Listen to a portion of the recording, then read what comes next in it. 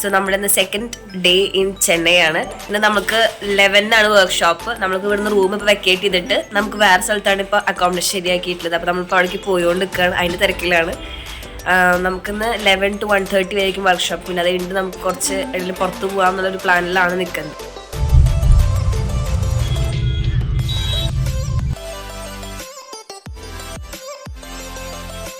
അങ്ങനെ നമ്മൾ ഷിഫ്റ്റ് ചെയ്തതിന് ശേഷം നമ്മൾ ഇറങ്ങാനായിട്ട് ഇത്തിരി ലേറ്റായി വർക്ക്ഷോപ്പിന് പോകാനായിട്ട്. അപ്പോൾ ഓൺ ദ വേ ആണ്. അപ്പോൾ നമ്മൾ എത്തിയപ്പോഴേക്കും ഡാൻസ് ക്ലാസ് സ്റ്റാർട്ട് ചെയ്തിരുന്നു.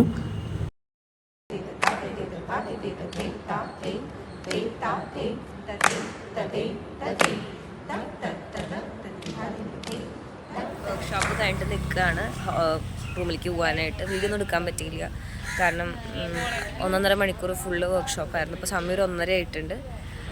റൂമിൽ പോയിട്ട് റെസ്റ്റ് എടുക്കണം, ഫുഡ് കഴിക്കണം. അപ്പം അങ്ങനെയാണ്. അന്ന് ഉച്ചയ്ക്ക് നമ്മളുടെ ഫുഡ് എന്ന് പറയുന്നത് തൈര് സാദവും sambar sadam, lemon rice, chapati അതൊക്കെയായിരുന്നു.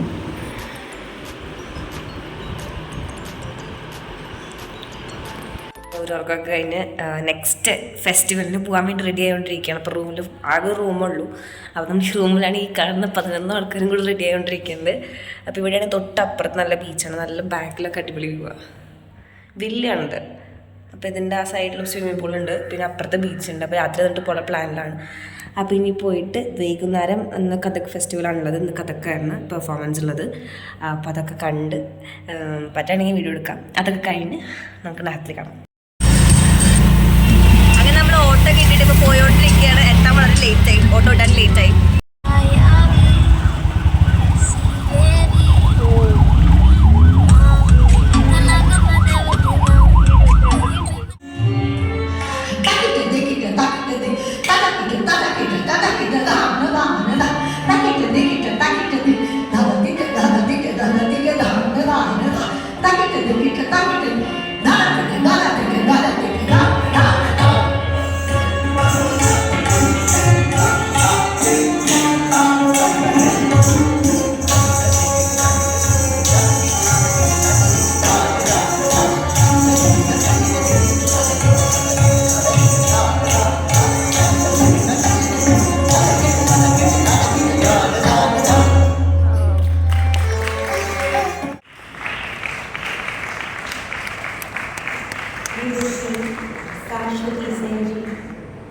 For her mesmerizing performance today.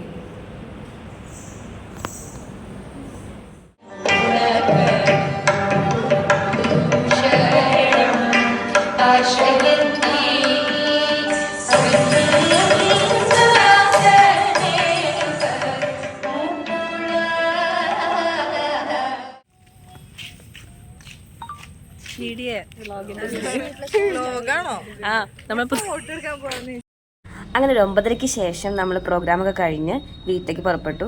അവിടെ എത്തി നമ്മൾ ഫുഡൊക്കെ കഴിച്ച് പിന്നെ എല്ലാവരും കൂടി കുറച്ചായിരുന്നു സംസാരിച്ചു. അന്നത്തെ പോർഷൻസൊക്കെ പ്രാക്ടീസ് ചെയ്തു.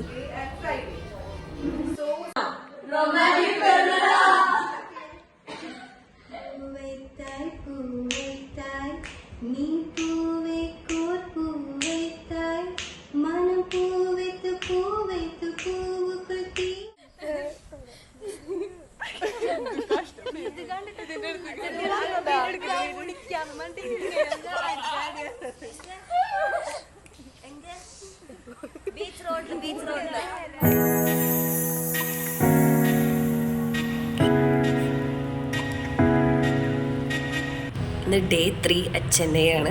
അതേ മോർണിംഗ് നമ്മൾ കാപ്പി കുടിച്ചിരിക്കുകയാണ്. ഇനിയിപ്പോൾ നമുക്കൊരു 11 ആകുമ്പോഴാണ് വർക്ക്ഷോപ്പ്. Thì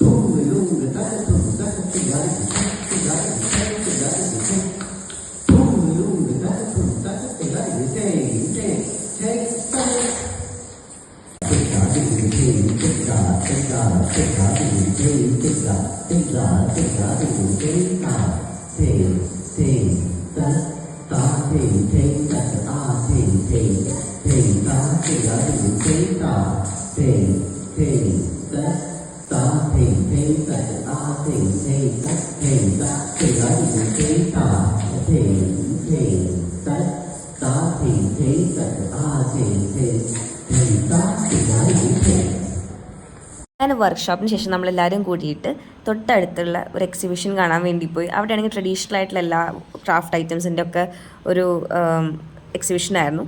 നമ്മൾ അവിടെ നിന്ന് ഒരുപാട് സംഭവങ്ങൾ പർച്ചേസ് ചെയ്തിരുന്നു. നമ്മൾ ഉച്ചയ്ക്കുള്ള ഫുഡും അവിടെ തന്നെയാണ് കഴിച്ചത്.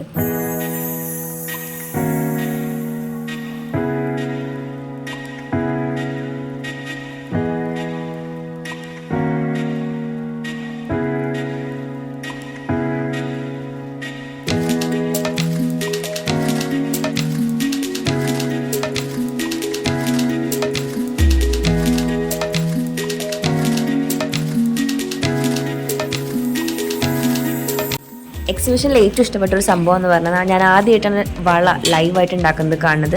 രാജസ്ഥാനിൽ നിന്ന് വന്ന ഈ ഒരു ചേട്ടനായിരുന്നു. നമ്മൾ പറയുന്ന രീതിക്ക് നമുക്ക് കസ്റ്റമൈസ്ഡ് ആക്കിയിട്ട് നമുക്ക് ഏത് കളറിലാണ് വള വേണ്ടതെന്ന് വെച്ചാൽ അതേപോലെ ഉണ്ടാക്കി തരും. അപ്പോൾ അത് കണ്ട് കുറച്ച് നേരം നമ്മളത് നിന്നു. ഒരു പെർ ബാങ്കിളിന് നമ്മൾ കസ്റ്റമൈസ്ഡ് ആക്കുമ്പോൾ വാങ്ങിച്ചിരുന്നൊരു 320 റുപ്പീസായിരുന്നു.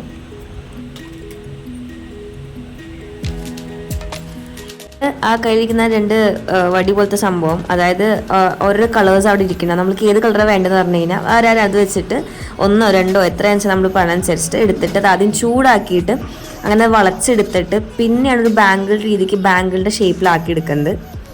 മാക്സിമം ഒരു 10 മിനിറ്റാണ് ഒരു വള ഉണ്ടാക്കാൻ എടുക്കുന്ന സമയം എന്ന് പറയുന്നത്.